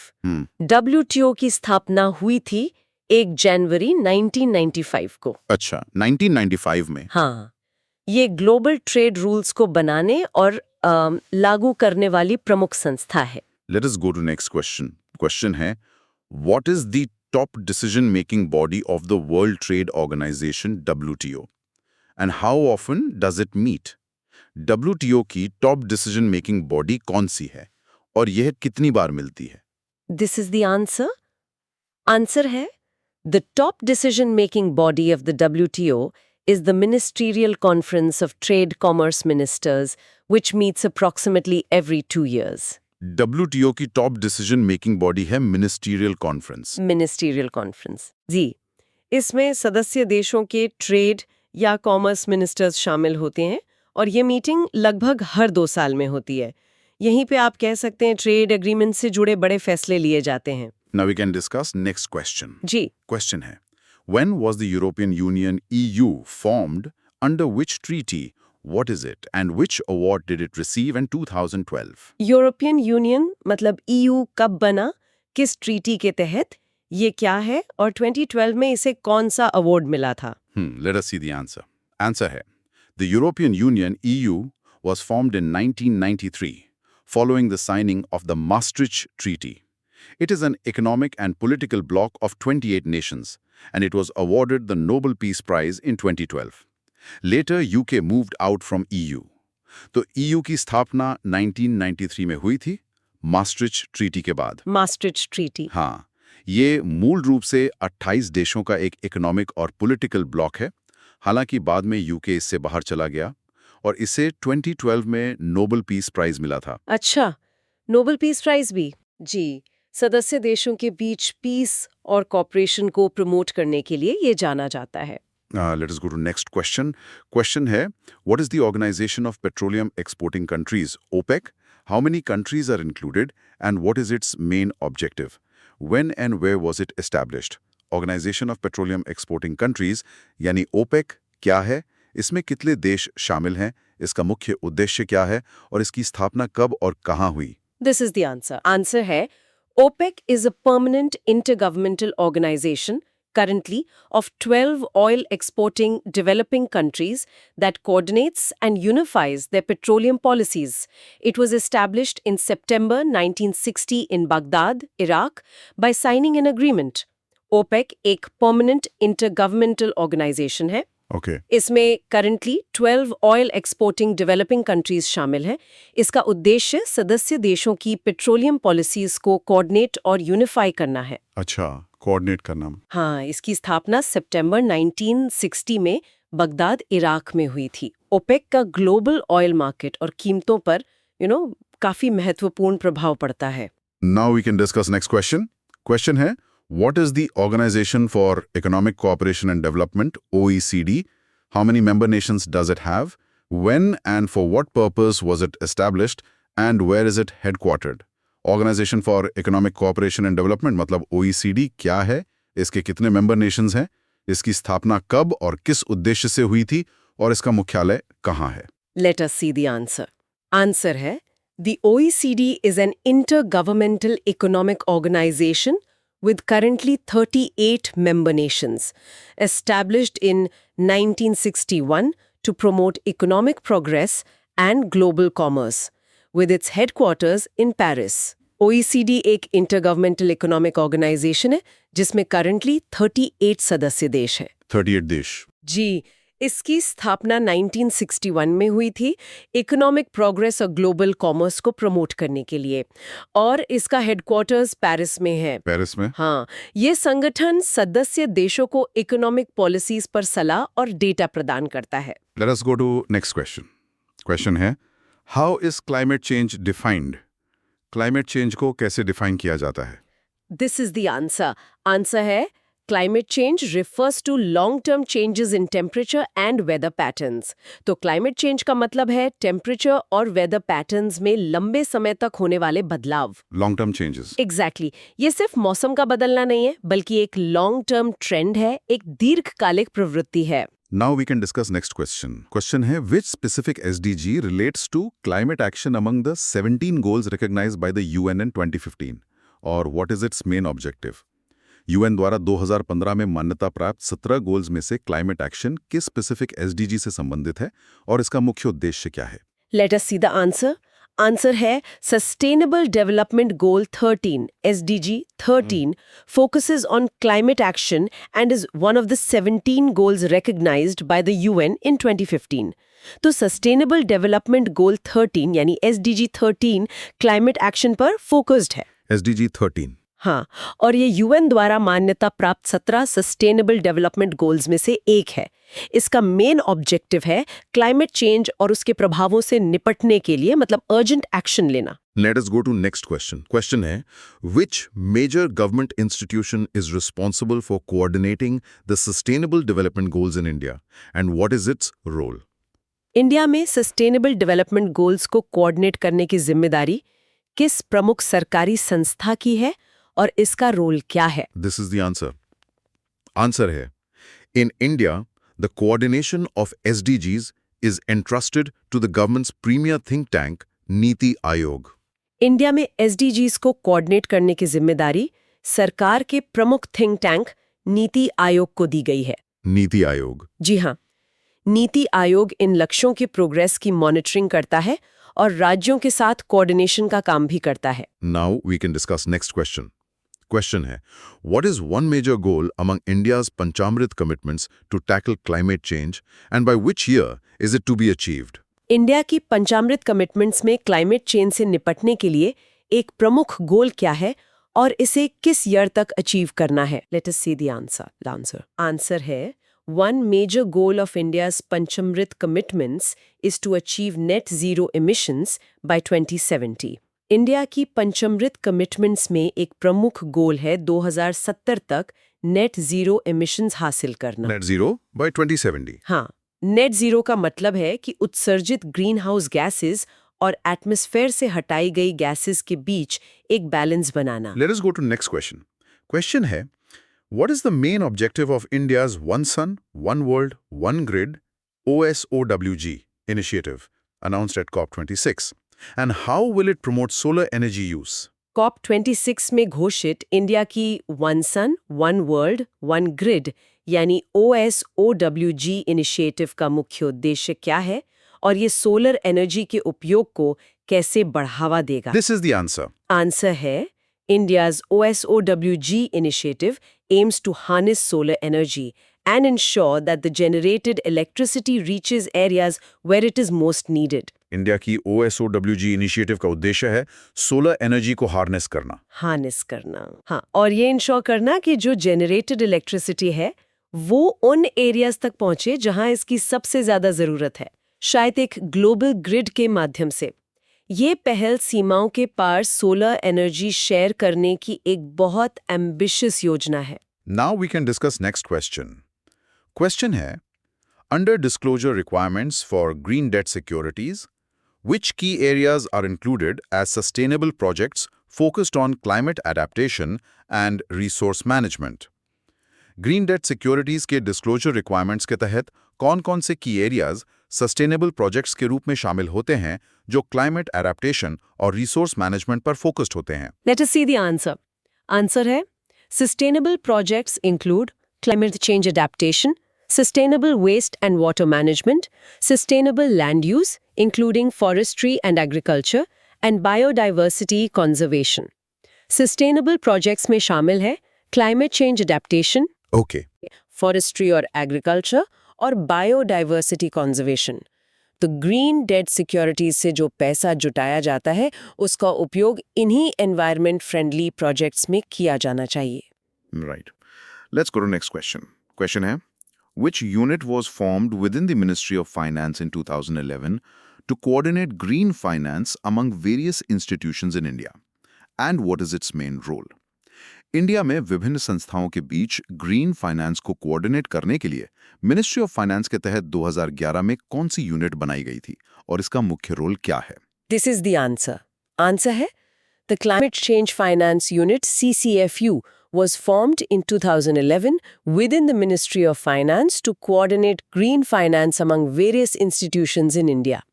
Climate change finance unit यानी CCFU को 2011 में मिनिस्ट्री ऑफ फाइनेंस के तहत बनाया गया था। CCFU? हाँ, ताकि इंडिया में विभिन्न संस्थाओं के बीच ग्रीन फाइनेंस को कोऑर्डिनेट किया जा सके। यह यूनिट ग्रीन फाइनेंसिंग के लिए पॉलिसीज और कोऑर्डिनेशन पर काम करती है। Now we can discuss next question. Question है, what proactive policy measures has the RBI taken to promote and support green finance initiatives? Green finance initiatives को प्रमोट और सपोर्ट करने के लिए आरबीआई ने कौन-कौन से प्रोएक्टिव पॉलिसी मेजर्स लिए हैं? Let us see the answer. Answer है, the RBI has taken proactive policy measures to promote green finance. In 2015, it included the small renewable energy sector under its priority sector lending, यानी PSL scheme. RBI ने green finance को promote करने के लिए proactive policy measures लिए हैं। Proactive measures. जी, एक important step था 2015 में जब आरबीआई ने स्मॉल रिन्यूएबल एनर्जी सेक्टर को अपनी प्रायोरिटी सेक्टर लेंडिंग यानी PSL स्कीम में शामिल किया। इससे बैंकों के लिए रिन्यूएबल एनर्जी प्रोजेक्ट्स को ऋण देना एक प्रायोरिटी बन गया। Let us go to next question. Question है, under which act and section is corporate social responsibility legally supported in India? India में कॉर्पोरेट सोशल रिस्पॉन्सिबिलिटी को किस एक्ट और सेक्शन के तहत लीगली सपोर्ट किया गया है? This is the answer. Answer है CSR is legally supported under Section 135 of the Companies Act 2013. CSR को Companies Act 2013 के Section 135 के तहत लीगली सपोर्ट किया गया है। सेक्शन 135। हाँ, यह कानून बड़ी कंपनियों के लिए अपनी कमाई का एक हिस्सा सोशल और एनवायरमेंटल कार्यों पर खर्च करना मैंडेटरी बनाता है। फ्रेंड्स, हम होप करते हैं कि आपको सेशन यूजफुल लगा होगा। हमें मोटिवेट करने के लिए और ऐसे ही और सेशंस कंडक्ट करने के लिए आप इस वीडियो को लाइक कर सकते हैं और लिंक अपने फ्रेंड्स के साथ शेयर कर सकते हैं ताकि उनको भी बेनिफिट मिले। अगर आप चाहते हैं कि आपका कोई भी सेशन मिस ना हो तो चैनल बेल आइकन क्लिक करते हुए सब्सक्राइब कर सकते हैं। All the best to you and thank you.